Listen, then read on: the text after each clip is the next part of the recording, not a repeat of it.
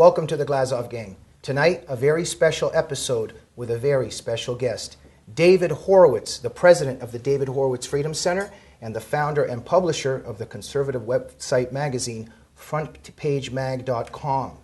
David is a former leader and founder of the New Left who ended up leaving the movement to become, after his second thoughts, a conservative titan, activist, and writer. He is the author of many books, including his New York Times best-selling autobiography, Radical Son. And he is the author of the new book, a collection of all his great conservative writings, The Black Book of the American Left, Volume 1, My Life and Times. It's going to be a 10-volume collection. This is the first volume. You can get it at frontpagemag.com at our bookstore, or if you wish, at amazon.com. David, what an honor and privilege it is to have you on the Glazov Gang. Thank you, Jamie. On a scale of 1 to 10, 1 being the least, 10 being the most, how excited are you to be a member of this gang now? Oh, 10. 10? Okay, fantastic. David, for the sake of our viewers who might not know the ingredients of your background, of your personal, spiritual, and intellectual journey from left to right, let's launch this discussion on the beginnings. You being born into a communist family and how that environment and milieu paved the road to you becoming a founder and leader of the New Left. I was, my parents were card-carrying members of the American Communist Party, and as such they were members of an international conspiracy that was orchestrated from Moscow and that wanted Russia to win the Cold War, Stalin's Russia. That was the culture and community I was born to. When I was 17, Khrushchev gave his famous speech. It was a secret speech, but the Israeli Mossad liberated it. So it appeared on the front page of the New York Times about what Khrushchev called the crimes of Stalin. These were really the crimes of Lenin and Trotsky and, by implication, Marx that were committed. Tens of millions of people were slaughtered. It wasn't just Stalin that did this. And Khrushchev was one of the murderers. But Khrushchev, fearing that another Stalin would emerge and would, actually the Soviet leaders at the time were afraid of that, they decided to attack the cult of the individual so there wouldn't be one that would rise among them and slay the rest. Because Stalin, he killed more communists than all the capitalists put together. 1956 was the speech, and that was really the year that the so-called New Left was born, first in Europe and then in the United States. I was part of this. And this was basically ex-communists in Europe who wanted the communist mission to go on. And in America, it was more what we call red diaper babies, people like me, whose parents were communists, who were uncomfortable with the legacy of Stalin, but embraced the goal of socialism, ownership of the means of production, and so forth. I was then, in the 1960s, I was then in my 20s, and I edited the largest magazine of the left, Ramparts. With Peter Collier. With Peter Collier, who still is with me. And then I was introduced to the Black Panther Party, which was then the vanguard of the left. I mean, these were blacks who were supposed to be militant supermen who were the vanguard of the revolution. Supported by everybody. New York Times was writing about them eventually as comparing Huey Newton, their leader, to Martin Luther and Mahatma Gandhi. It's hard to imagine. Well, it's not that hard to imagine that. I became involved with the Black Panthers when I tried to raise money from a Hollywood producer who's now gone, the producer of Easy Rider and other famous films. I raised a lot of money, bought a school, I bought a Baptist church, a white church that had been overtaken by the Oakland inner city to Panthers used it as their school. And I recruited my... This was in Oakland? in Oakland, and I recruited my bookkeeper at Ramparts to do the books of the school because I had made it a tax-exempt foundation.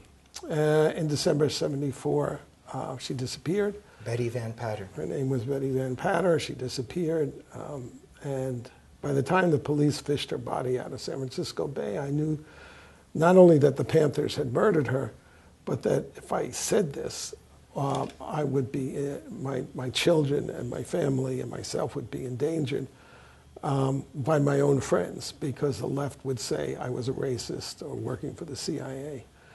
Eventually, I did come out with this story, and left the left, essentially.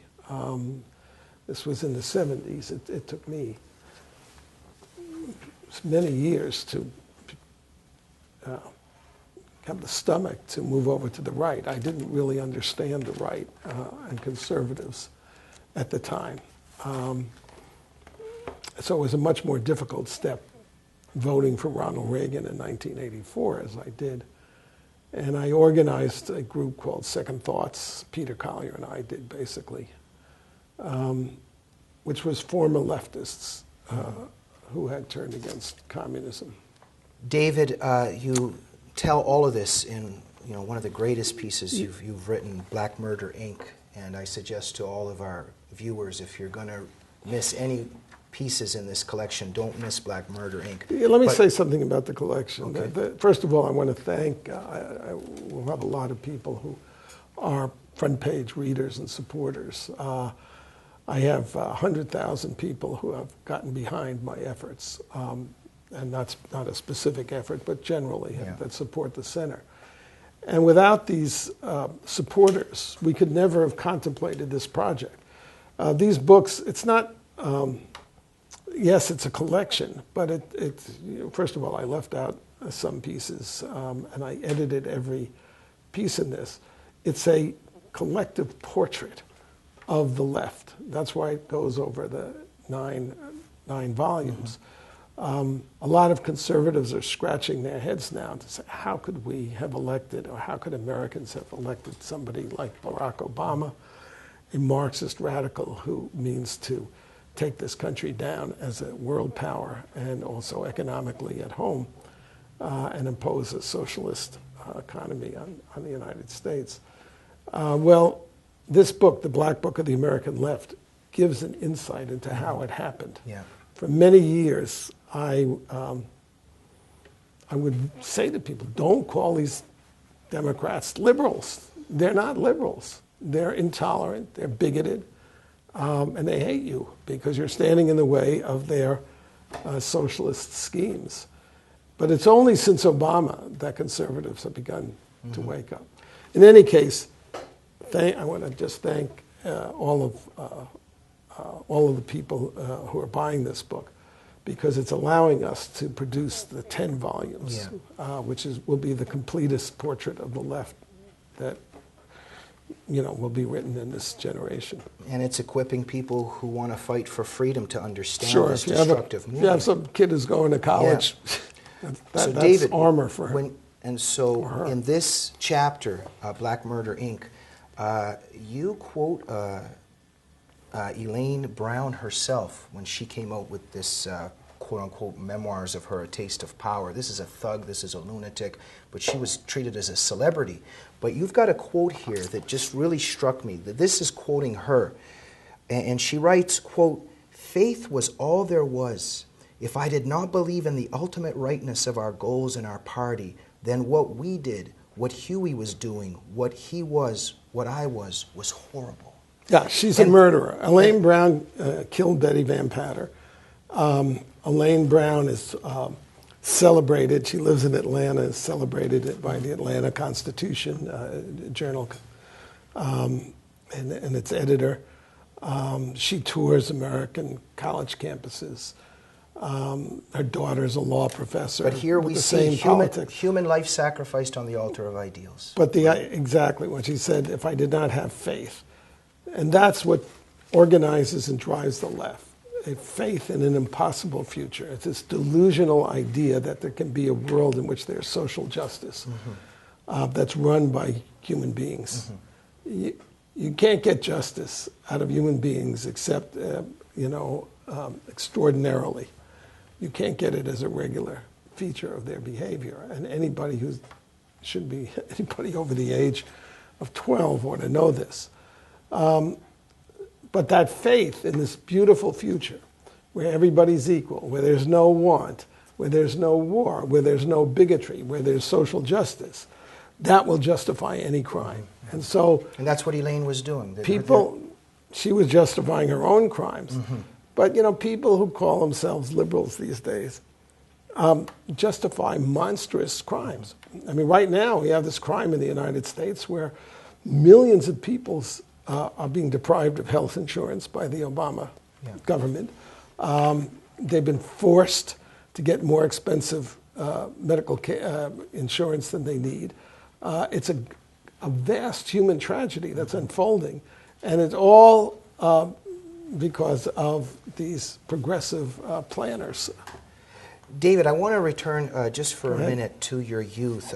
In Radical Son, I remember I read something that really profoundly touched me, and how it shows how the left purges so many ingredients of humanity out of its faithful. For instance, you said that being born into a communist family, and yet growing up in New York, I think you loved the Yankees. But yet you struggled with supporting the Yankees. I was a closet Yankee supporter. You couldn't be a Yankee supporter and be a progressive. Right. Can you talk a little bit about that? Well, the Yankees, in 1947, Jackie Robinson broke the color bar. Or I should say Branch Rickey broke the color bar by hiring Jackie Robinson. I can tell you the teams. The Giants had a black player, and the Cleveland Indians. So I kind of pretended to be a Cleveland Indians fan because they had a black. The Yankees with a lily white ruling class. That's where they were persuaded. Right? Everything is political. A much worse story from my youth is this one of the when they expelled people from the party, and who were still committed communists, but they had infracted some rule, or somebody was carrying out a personal grievance against them. So they were just thrust out into the cold from everything that they, from their church, as it were. Just terrible things that were done that way. David, very powerful thing that you wrote in Radical Son when you were at your father's funeral, something very telling about the left and the Communist Party. You recalled how while you were there, and the people that got up to speak about your father, they were saying, your dad did great things, he did this, but nobody knew all those. I don't even know if they said he did great things. What they said was he had the right politics. But nobody knew anything about him. Nobody said a word that was personal. What does that mean about the left? These are people he knew for 20, 30 years. Or more. Yeah. But they relate to you because of your politics. And your politics has to toe the party line. And today the party line is called political correctness. But they don't relate to you as a human being. And that, it was, leftists remind me of, I think it was either Addison or Steele, of the famous 18th century journalists, Addison and Steele, who said that he said, I believe in ghosts in the general, but not in the particular.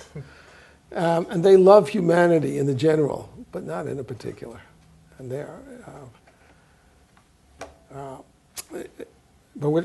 this book gives the stages of my leaving the left, and then the attacks on me for leaving it. But in the course of that, it really is a look at who the left is and what motivates them.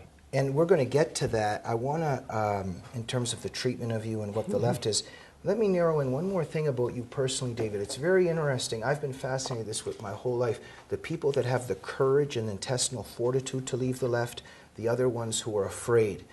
David, in your past, Shakespeare was your profession.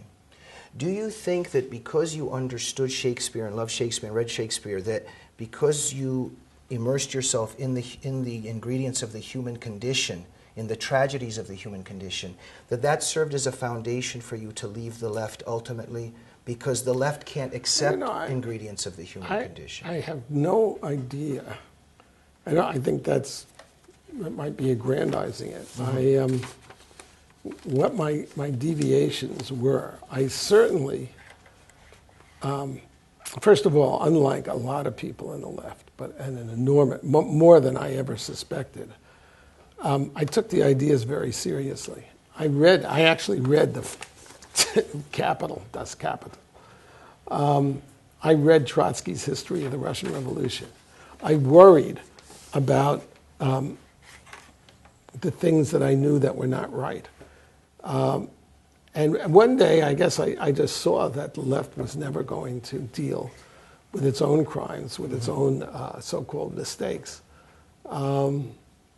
And that kind of led me out of the left. And there's another thing, and it's hard to analyze yourself in this way, but Socrates has a famous dialogue.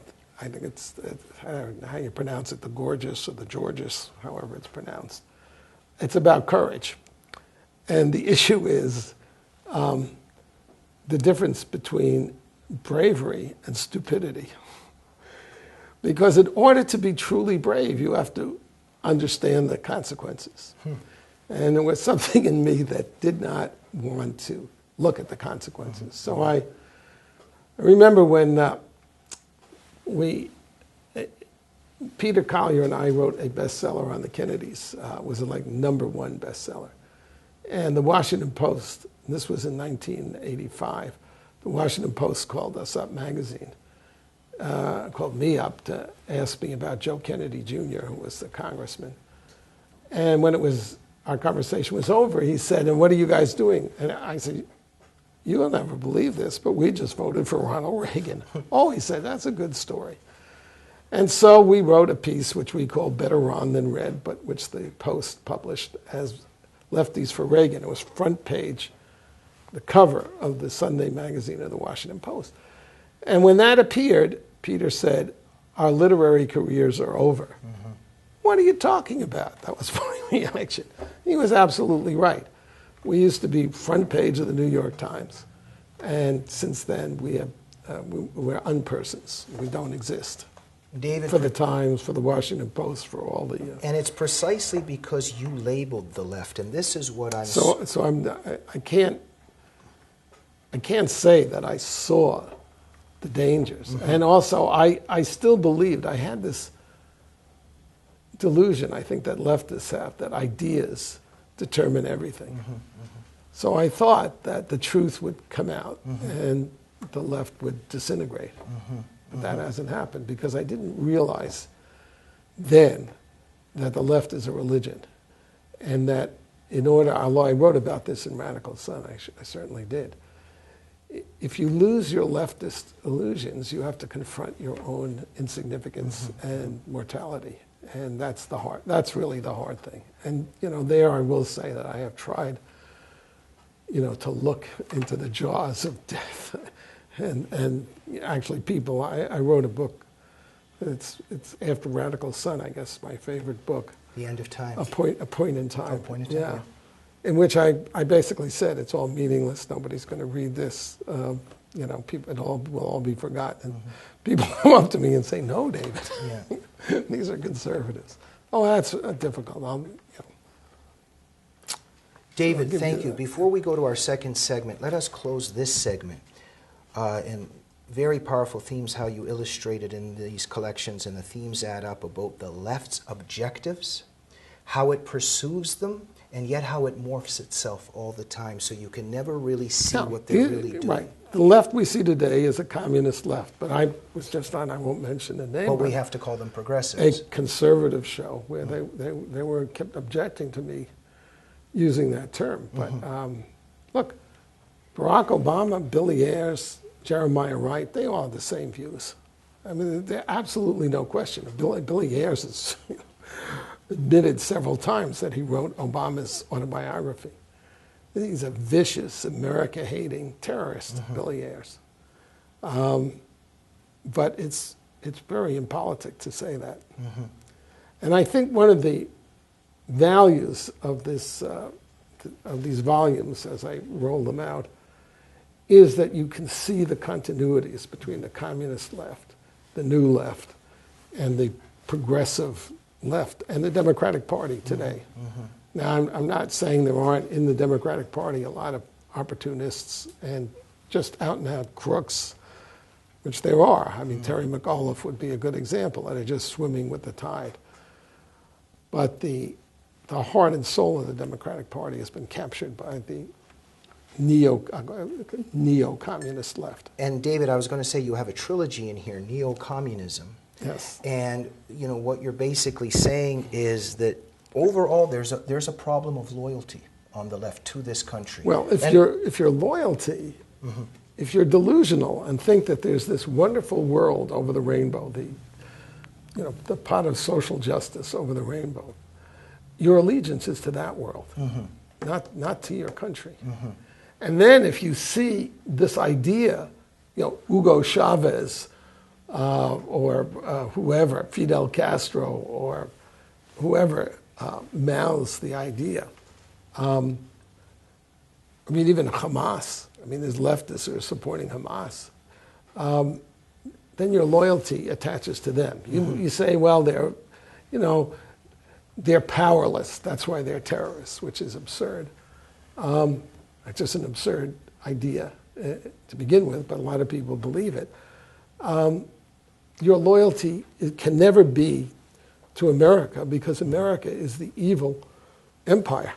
That's what America is. America is the defender of the reactionary world that's preventing this beautiful paradise from unfolding. But David, the tragedy is that the left has molded the boundaries of debate, so when you say that, they brand you as a red baiter and McCarthyist, and then we can't tell the truth about their real objectives. You've got to free yourself. Right? It's called existential freedom. Mm-hmm. When the left's attacks don't bother you anymore, mm-hmm. you're free. And the problem is that conservatives don't want to be called those names. Conservatives mind their reputations. Mm-hmm.